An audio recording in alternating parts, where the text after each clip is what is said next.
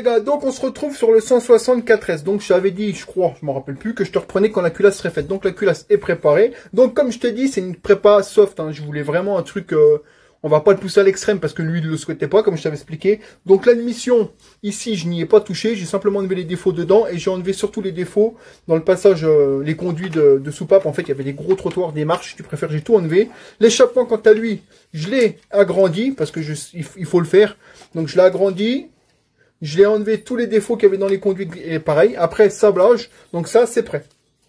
J'ai nettoyé, sablé. C'est un sablage très très fin, donc ça n'attaque pas parce que ça arrive même pas à enlever les morceaux de joint collés. Donc voilà. Maintenant, on va remonter la culasse. Alors le client s'est fait plaisir. Il s'est pris des petites coupelles en titane. Il a racheté les ressorts de soupape neufs. Enfin bref, tout pour faire bien. Les joints de queue de soupape tout neufs aussi également. Ils sont là-dedans. Donc c'est parti. On remonte tout ça. Donc je te filme pas ça parce que franchement c'est une merde sans nom à remonter avec l'outil là. Je te reprends quand elle est montée, prête à être sous le moteur. C'est parti. Bon les gars, on a remonté les soupapes, les coupelles, titane et tout. C'est la merde, c'est pour ça que je t'ai pas montré. Il faut l'outil et tout. C'est un bordel sans nom. Parce qu'en fait les coupelles elles arrêtent pas de glisser. Donc c'est monté, je te montre. Donc tu vois, hop, comme ça. Voilà. Donc tu vois, coupelles titane montées, les demi-lunes sont bien mises.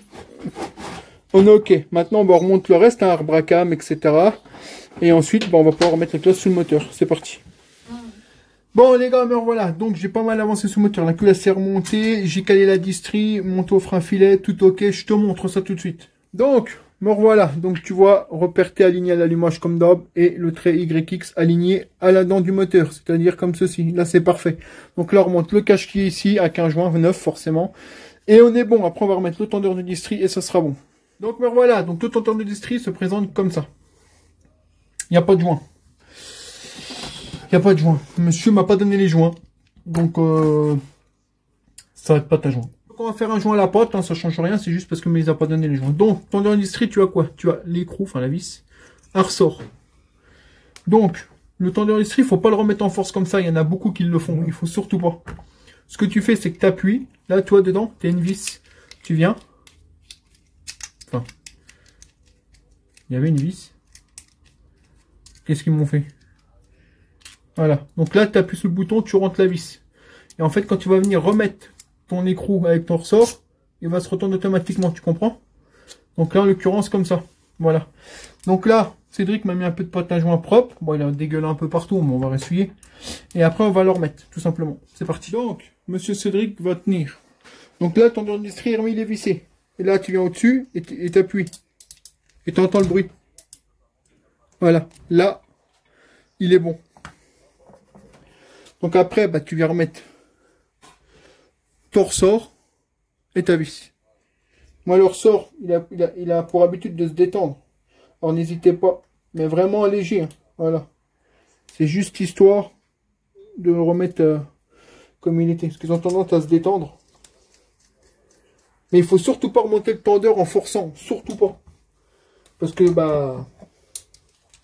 il n'y a rien de tel pour tout péter, quoi. Là, tu serres. Hop. Une fois que c'est serré, t'arrêtes. Terminé. Donc là, après, on va essuyer la pâte à joint qui a débordé, forcément. Et le moteur, on va remettre les caches là. Et le moteur sera fini. Après, on va changer l'embrayage. C'est parti. Bon. Donc voilà, les gars. Donc le moteur est complètement fini. Donc là, il est prêt à monter dans la moto. Tout est resserré, joint neuf. Là, pâte à joint que je vais essuyer, bien évidemment. Donc le moteur est complet, prêt à être remonté. Donc la prochaine étape, on le fout dans la moto de test. Le cache allumage, je l'ai, mais je le mettrai en dernier. Et puis voilà, donc pour rappel, 164 soupapes avec un haut moteur en 62, donc un vrai. Enfin là-bas, c'est un 150. On a passé le haut moteur en 62. Cylindre piston neuf. Culasse 4S préparé soft. Coupelle titane, etc., etc. Donc le but, c'est d'avoir un moteur fiable et performant. Lui, chez lui, il tournera avec un carbu de 34, je crois qu'il nous a laissé. Et une ligne d'OMA. Voilà. Donc moi, la ligne d'OMA, je l'ai à la maison pour la mettre et je vais lui mettre son 34. Donc là, on va démonter, on va lui mettre un embrayage MBF tout neuf. Voilà, donc allez, c'est parti. Bon, me revoilà les amis. Donc moteur terminé. Le voilà. Fini, prêt à être monté dans la moto. Donc embrayage MBF changé, on t'a pas montré parce qu'on n'a pas eu le temps. Bien sûr, j'ai fait tremper les disques avant, hein. Donc embrayage changé, bougie neuve, tout est neuf. Donc c'est bon, prêt à être monté. Prochaine étape, on le monte dans la moto et je te prends pour les réglages. Allez, c'est parti. Bon les gars, on se retrouve. Donc 164S, il est actuellement monté, il démarre, tu l'entends tourner. Donc il n'y a aucun réglage, hein. Là c'est le tout premier démarrage, on le rôde un peu parce que tout est neuf. On le laisse tourner au ralenti, mais rien n'est réglé. Je te montre. Donc 164S dans ma cycle de test, ça c'est pas la moto client, c'est la cycle de test. Donc le moteur tourne nickel, il n'y a pas de problème, maintenant il faut le régler quoi. Ça a l'air de niaquer quand même, hein. Après il n'y a rien qui est réglé, donc c'est normal calcal, le ralenti il n'est pas du tout réglé. Le carbu n'est pas du tout réglé, mais par contre ces carbus là, avec les cuves transparentes en plastique, laissez tomber, hein. C'est vraiment des merdes. C'est vraiment des merdes, cela. Faut pas mettre ça. Là, je suis en train de voir avec le client pour le changer déjà. Parce que franchement, c'est pas terrible. La cuve pour faire ton réglage. Ouais, à la limite, t'achètes la cuve pour faire ton réglage et après tu remets. Mais franchement, le carbu là, moi, je vais le dégager, hein. Je pense qu'il va pas rester. Mais en tout cas, il démarre, c'est cool. Tout est ok, il n'y a pas de bruit bizarre. Le petit bruit de t'entends, le petit cliquetis, c'est simplement le fonctionnement des soupapes. Hein, parce que c'est des pastilles là-dessus. Donc, il n'y a rien d'anormal. Hein, tout est ok. Elle a l'air de niaquer fort hein, quand même. Hein. Donc là, c'est bon, on te reprend quand on fait les réglages. Mais là, ça sera pas aujourd'hui malheureusement parce que il nous manque des pièces que le client m'a pas envoyé. Donc voilà, c'est tout. Écoute, on se reprend au réglage. Salut à tous les gars. Donc tu vois, on se retrouve pour la suite du réglage du 164S. Donc je suis avec Cédric qui est là. Il est là. On est avec le public aujourd'hui qui est là. Des petites vavasses. Donc aujourd'hui, on se retrouve pour finir le 164S client. Enfin abonné. Je dis client mais abonné quoi.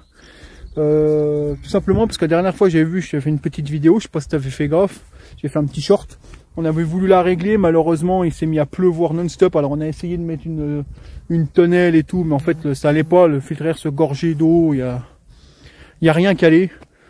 Donc on a décidé de laisser tomber, d'attendre le beau temps. Bon, alors le beau temps en ce moment, je vais t'avouer que tu dois le savoir, c'est très compliqué d'avoir le beau temps, hein. On est en été mais il y en a pas. Là on est dimanche, il y a le soleil, donc avec Cédric on s'est dit on va finir la moto tranquillement, tu vois, on est toujours sur mon petit espace, enfin c'est pas mon espace mais on est toujours sur mon petit coin tranquille, on est là, on n'embête personne, bien évidemment je vais pas démarrer la moto à côté des vaches, je vais m'écarter, je vais me mettre sur le petit bout de route, enfin la petite piste comme d'habitude, le but est de la régler sans faire chier les gens, sans faire chier les vaches et tout ce qui va avec, hein. Ils sont chez eux, on va pas les emmerder, hein. Bien évidemment, on roule pas dans le champ, hein, pour ceux qui se posaient la question. On n'a jamais fait ça, on ne le fera jamais. Bref, donc là on termine ça. Ensuite, c'est redémontage du moteur. Et après, c'est renvoi parce que le pauvre abonné, ça fait 3 semaines qu'il l'attend. Mais malheureusement, il comprend que la pluie, c'est la pluie, on peut rien y faire. Donc là, je la démarre, on roule. Je pense qu'il y a le gicleur à changer, hein, comme d'hab. Et après, redémontage, etc. Donc ça sera pas une grosse vidéo, mais ça fera partie de la vidéo totale. Donc allez, c'est parti, je te montre la moto. Donc la moto, comme d'habitude, c'est ma moto de test. C'est pas la moto de l'abonné, c'est ma moto de test. C'est dans laquelle j'enquille les moteurs. Donc, ligne de mât, 164S, culasse légèrement préparée. C'est pas une grosse prépa, c'est un truc fiable. Au moteur en 62 mm, carbu de 30 PWK, embrayage MBF. Et puis voilà. On l'a décomprimé volontairement, c'est l'abonné qui m'a demandé de décomprimer pour que ce soit le plus fiable possible. Donc on n'a pas le maximum de perf, bon ça marche déjà bien, mais ça demande. La transmission est courte, mais c'est pareil, la transmission c'est ma moto, c'est pas sa moto, ça sera lui de régler sa transmission. Je suis pas là pour la vitesse de pointe ni pour autre chose, moi je suis là pour régler le moteur qui fonctionne à tous les régimes, et ensuite je le renvoie et ça sera lui de faire son réglage transmission chez lui. Voilà, donc allez c'est parti, on va la démarrer, mettre le casque et je te prends en GoPro.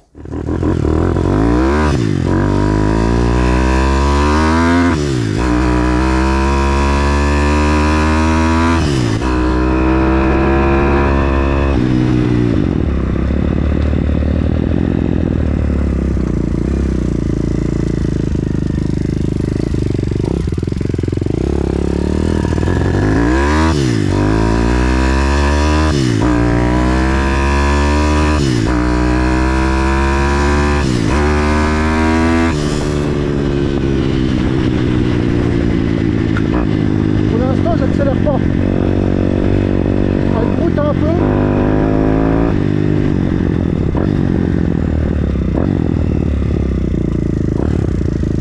La ligne de main elle fait du bruit, hein, putain.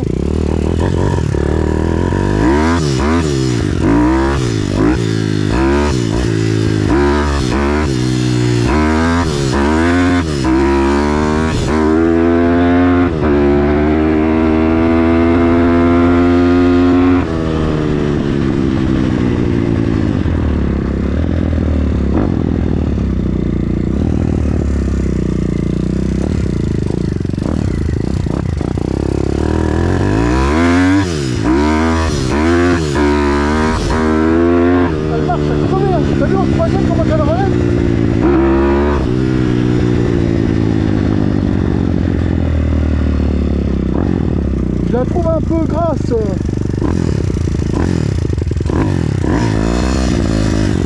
Elle marche nickel, mais pas sur le bas. Regarde.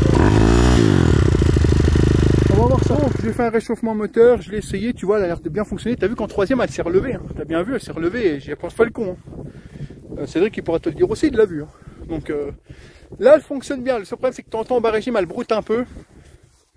Je soupçonne le gicleur principal un peu gros. Je crois qu'on a un 118. On va balancer à 115 pour essayer. Et après, on reteste. Alors, pourquoi je vais pas tout au bout? D'habitude, tu me vois, je vais tout au bout de la route. Et j'essaye sur le petit bout de macadam, là, de bitume. Mais le problème, enfin, c'est pas un problème, hein, c'est tout à fait normal et je le comprends tout à fait. Il y a une dame qui se promène avec son fils et son chien. Et elle est venue me voir, la dame, elle m'a dit, écoute, j'ai mon fils qui supporte pas le bruit des motos, ce que je peux comprendre hein, totalement. Je vous rappelle que je suis pas là pour embêter les gens. La dame, elle se promène avec son gamin. Donc je lui dis, bah vous inquiétez pas, faites ce que vous avez à faire et moi je viendrai pas vous embêter là-haut en fait. Je vais la laisser traverser tranquillement son petit bout de route. Et une fois qu'elle sera plus là, j'irai faire mon test là-bas. Enfin, je ferai mon test comme d'habitude. Là, en l'occurrence, la dame m'a demandé gentiment et je comprends tout à fait. Donc du coup, je suis pas là pour l'emmerder. Elle fait son petit tour tranquille avec son gamin et moi je pars de l'autre côté. Et quand ils seront plus là, bah, je ferai le reste tranquillement, tout simplement. On n'est pas là pour faire chier les gens. Faut surtout pas faire chier les gens. Un conseil que je peux vous donner, les gars, n'essayez pas d'embêter les gens parce que le bruit, déjà, c'est casse-couille. Et tu vas les emmerder, il va se passer quoi? Ils vont appeler les flics, les gendarmes vont venir, ils vont te casser la tête. C'est pas le but. Le but, c'est que tu te fasses kiffer toi sans embêter les gens, quoi. Donc, un conseil, faites pas les cons, évitez d'aller sur la route. Hein. Tu vois, moi, je suis pas sur la route. Hein. Pour prendre la moto, j'ai pris mon utilitaire. Et je fais mes petits essais au calme, le plus loin possible des habitations. Tu vois, là, je suis tranquille, il n'y a personne. Mais c'est pareil, c'est pas parce qu'il n'y a personne que je vais tourner pendant 4 heures. Je fais ce que j'ai à faire, j'ai fini, je rentre, puis c'est tout. Voilà. Donc, quoi qu'il en soit, bah là, on change le gicleur. Et puis, on retourne faire un test. C'est tout. C'était la petite parenthèse. Quand vous pouvez éviter d'embêter les gens, le faites pas, quoi. Ça sert vraiment pas à grand chose de faire chier les gens. À part créer des problèmes à toi, c'est tout ce que tu vas gagner. Enfin bref, c'est parti, on y retourne, changement de gicleur.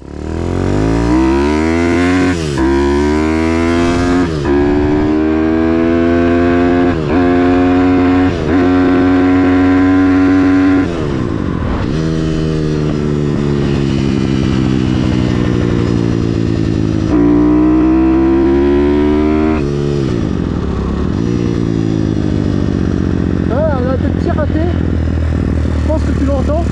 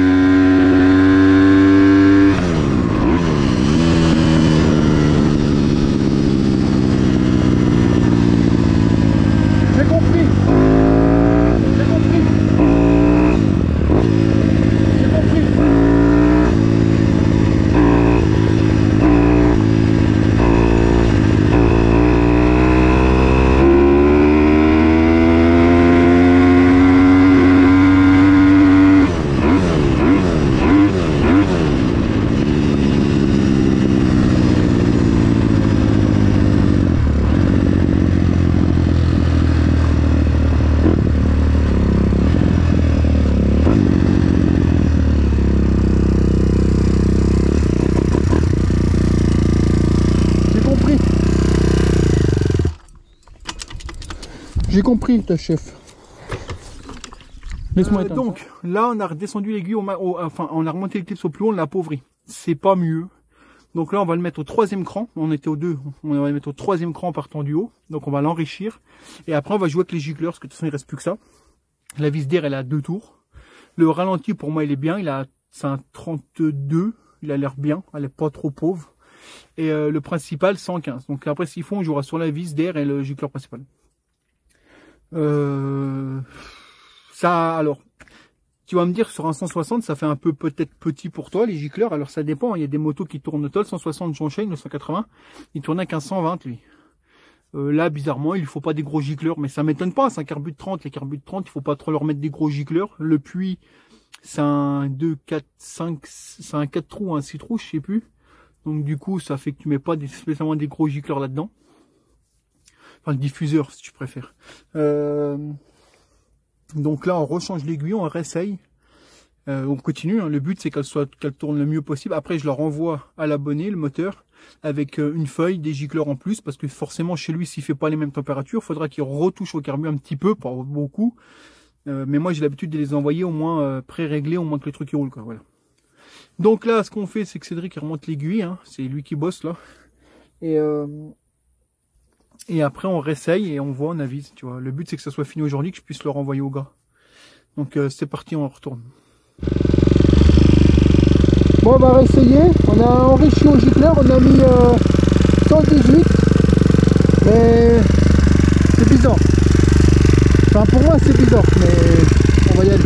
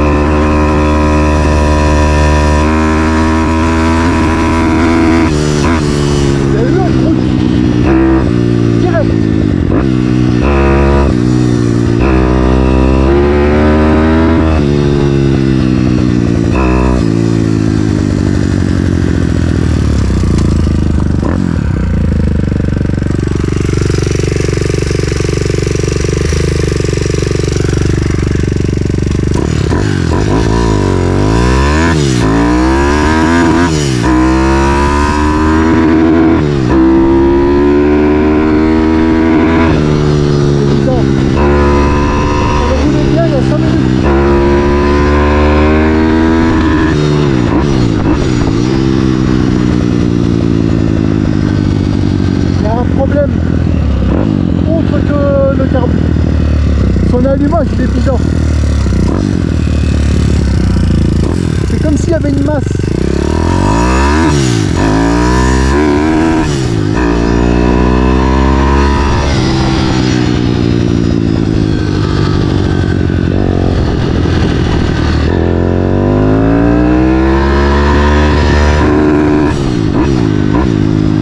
C'est impossible. C'est pas le carbu.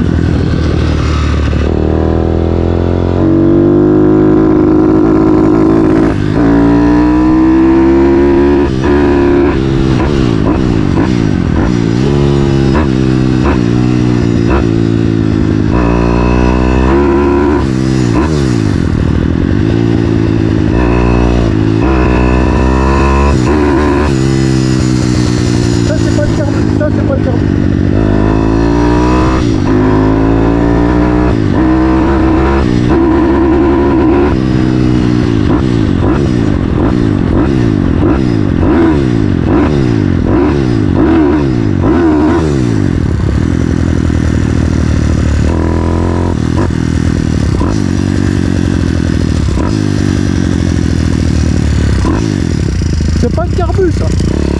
Elle marchait bien en partant. Là il y a un problème avec une masse là.